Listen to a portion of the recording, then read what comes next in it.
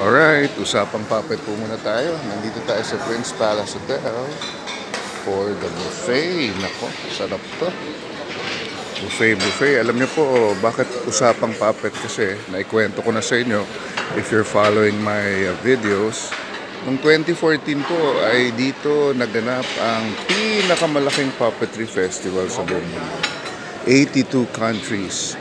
And for more than a week, ay nakikita-kita ang mga puppeteers dito tuwing umaga to have breakfast.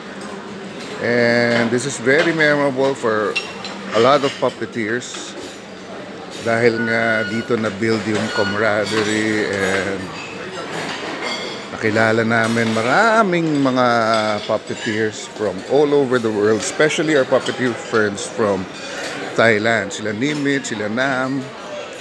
And tuwing umaga po yan. Every morning, we enjoy friendship and again, camaraderie, exchange of ideas from other puppeteers from different parts of the world. Kaya napaka-memorable po nitong lugar na to eh. Minsan maaga nakaupo na kami at mag-aalmusal habang nagkakwentuhan kung paano i-improve yung puppetry art.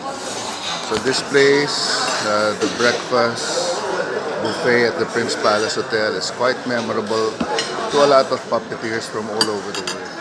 Sarap din balikan. Sarap balikan yung alaala, pero syempre hindi na natin may babalik yun. And even the organizers are saying na baka hindi na kayang maulit yon.